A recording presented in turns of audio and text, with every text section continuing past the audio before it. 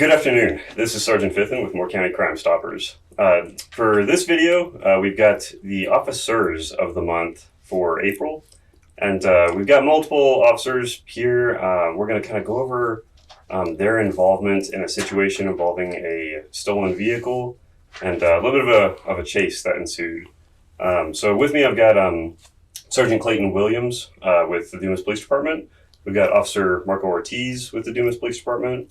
And we've got Deputy Aaron Martinez with the Moore County Sheriff's Office. So welcome, gentlemen, and congratulations on being Officers of the Month.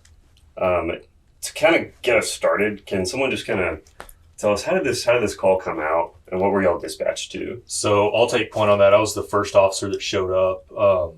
So I dispatched to a local repair shop at one of the major intersections in town.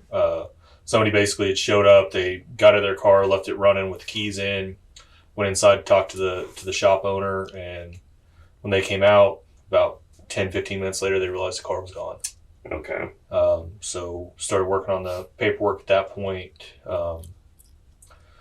getting all the information to get it entered into the state computer and everything like that. And then a little bit after that, the mechanic from the shop, who was the son-in-law of the victim, was driving around, saw the vehicle, and called it in, and then that's kind of where everything really jumped off from. That's whenever I heard about it. I had the radio on in my office, and I'd heard, I think I heard the vehicle description come out, and that we weren't really sure where it was. Mm-hmm. Okay. But it sounds like this guy finds it, and what happens after that? Like, who was the first one that got eyes on it? Spars? No, Lieutenant Morales was right behind it. Yeah. Really? Unmarked. Yeah, he was there with an unmarked, and because of our policy, he really couldn't pursue. So he tried to pull it over. It took off, so he just kept eyes on, and then I'm not really sure who the next one that had visual on it was. Okay. I think it was a Sparza. Maybe a Sparza, yeah. And he was one of our other Officers of the Month that was selected for this video. However, he's a night shift guy right now, and so he's getting some much needed sleep right now. But yeah, we'll kind of detail some of his involvement for him. So I know, like, Esparza, I guess, picks it up, and then a chase ensues with it, where the suspect's kind of going all over town, is my understanding. And then does he ever get on the highway at all?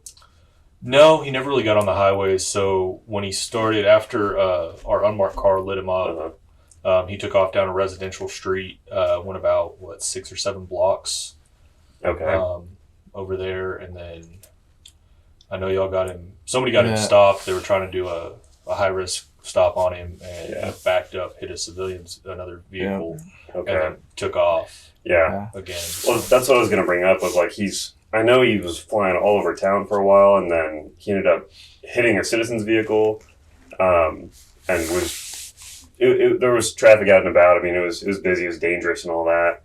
But at some point, I know that he stops by a local gas station, and he actually bails out of the vehicle on foot. Is that correct? Yeah. Mm-hmm. Okay. Did any of you guys out there see him at that time, or? I think at that time we were all trying to find out where he was at. Okay. Yeah. Okay. Like we're all playing catch up. Yeah. They had him, after he was stopped, when he backed up and hit that other person and then took off, I was coming up to the scene of where they had him stopped. Yeah. And I saw him go across the highway to the next street over and then turn south. Mm-hmm. Okay. So I hit the highway, assuming that he would come back around, hit the highway and go south. So I jumped out on the highway, got over there, and then that's really where we lost him. I was behind you at that point, and then I saw a PD unit turn where Big R's at southbound, and I assumed he was in that area. Okay. That was you? Yeah, I came off of 13th. Okay. Right there. Yeah.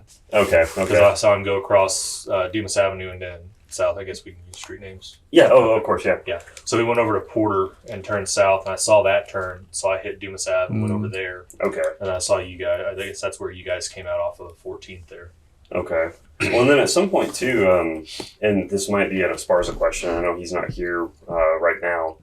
But someone recognizes him, don't they? It was a Sparza, yeah. It was a Sparza. Yeah, I ID'd him whenever he was our suspect was boxed in. Yeah. Okay. So like we have a deputy who gets a visual on our suspect, and recognizes him from prior encounters and is like, hey, I know who this guy is. So at that time, we know who we're looking for.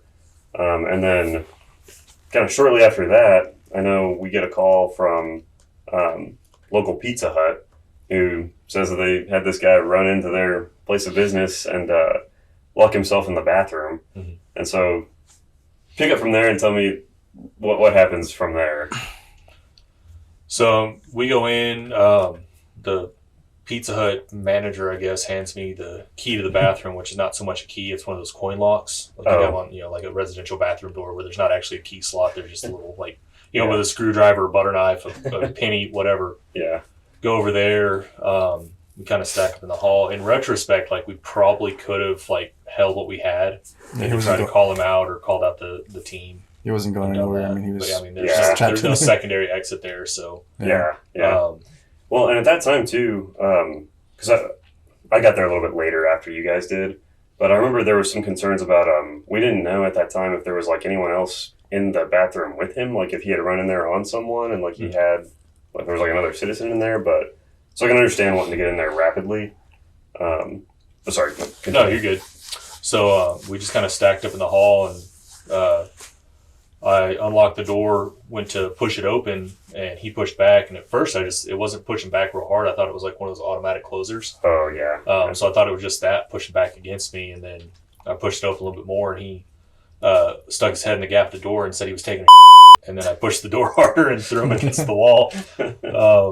And then we went in, and he really went into custody without any kind of struggle. Yeah, at that point, before we made entry, he wasn't even showing us his hands or anything. He was really like, "Really, it's not me. I'm not I'm an employee here," or something like that. He said, "Yeah, bunch of lies." All sorts of excuses. Yeah, exactly. Yeah. Which I talked to the manager afterwards, and he had been an employee there, but he'd been off payroll for 2 or 3 weeks at that point. Really? Yeah, okay. For no shows, and I think showing up incantated or something like that. There was a bunch of issues. So stealing vehicles, things like that. It just you can't go deliver pizza in a stolen car. I mean, why not? Yeah, that tends to interfere with the pizza delivery business for sure.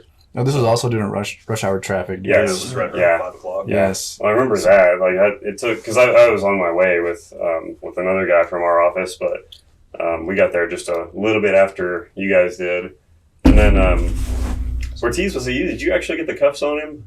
Yeah, I handcuffed him. Yeah. Okay. Took him to patrol unit. Cool. Yeah, and I guess he didn't put up too much of a fight or anything, but he just didn't want y'all coming in there after him. But it was and he was kind of thrown off because when I threw that door open, it threw him back against the wall and kind of dazed him. I guess a little bit. A little bit, yeah. Okay. Because I thought we'd knocked the the paper towel dispenser off the wall, but it was just the lid for the trash can, the little lid. Yeah. So.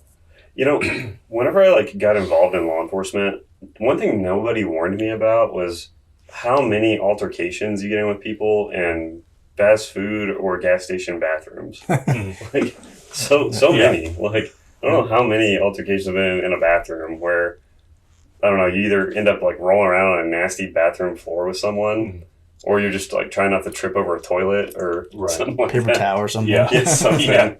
Yeah, and then you get the guy in custody and you're going back out to your patrol unit and you got a piece of toilet paper stuck to your boot or something.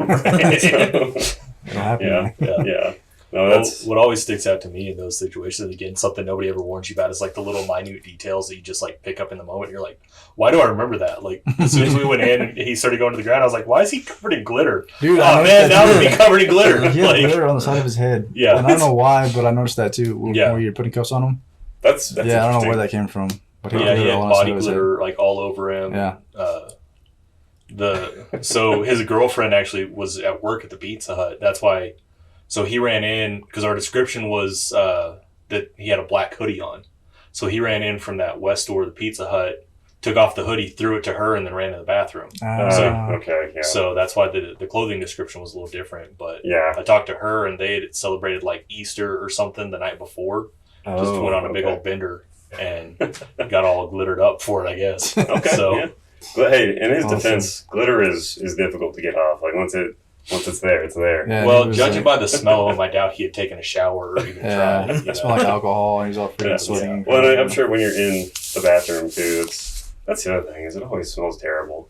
So I guess for future reference, if people who steal cars could Not I don't know, not go in the bathroom, and like if we could deal with this like in a parking lot or something, that'd be better. If we could dial it a step back and just if the people are going to steal cars could not steal the cars, that'd be great. That would be even better. Yeah, we could just not steal cars. I guess then we'd all be out of jobs. Yeah, at a certain point. That is true. Well, I guess long story short, I'm glad that nobody got injured during this whole thing, because like with him flying all over the place in that car, actually wrecking into another citizen's vehicle and everything, like it's honestly pretty miraculous that nobody got injured or hurt in any way.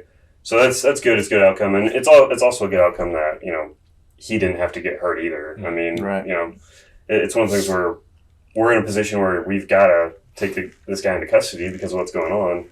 But what I always like to remind people is like we're only going to use as much force as they make us use, and so I'm glad that whenever y'all got in there, he didn't really do anything that would cause y'all to have to use a lot of force on him or anything like that. And so, it's good. Nobody got hurt. We got the bad guy. We got the stolen vehicle. I'm guessing it was recovered and returned to the owner. And how bad was it damaged? Not real bad. I mean, it was a low speed impact. I mean, okay. He backed up and bumped the other car and then took off. Okay, good. The only thing that we weren't able to recover, and I'm assuming he flushed it, is the key to the car, because it was it's a proximity key, so you don't have to. There's no physical key. You just I see. As long as you're inside the car, you can push the start. Start and then go. Yeah.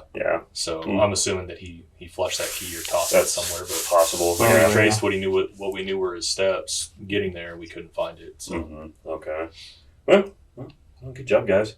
It was good. So part of what I do at the Crime Stoppers board meetings is I'll always bring up kind of some of the cool actions and stories that local cops have done in the community lately. And I brought up this one, and they thought that was super awesome that you guys were able to all work together to figure out who this guy was, where he was, and then ultimately take him into custody as well as y'all did. And it's also cool just to see the different agencies work together, and everyone kind of drops what they're doing and comes and gets the job done. I mean, there was our agency was there, you guys were there, and we had a couple troopers that showed up to assist as well. So and I saw them there. Well, and that was one thing that we discussed at the board meeting too, is picking like an officer singular of the month for this whole incident. I brought up, I was like, there's so many people involved in it. The credit for it can't really go to just one officer, one deputy. But at the same time too, I mean, our little interview room here is only so big, so we couldn't have 13, 14, 15 officers in here. You want to just crowd the whole thing? Yeah, well we ended up, there was a discussion where like, well, maybe we can get the guys that actually went into the bathroom and got in the bathroom. So and I guess that was, you guys were the first ones, y'all and Deputy Esparza. So awesome work. You guys have any other comments on the whole situation? No. Cool. You've been pretty quiet, Marco. Anything to say? No, I have nothing to say. Nothing to say about that. Like business as usual. Yeah. So okay, well, cool. Appreciate you guys coming on. Congratulations again on being officers of the month. Y'all keep doing awesome work, and I'm sure we'll probably see all y'all in here again at some point. So sweet. That's all we got for now. Thanks. Thanks. Thank you.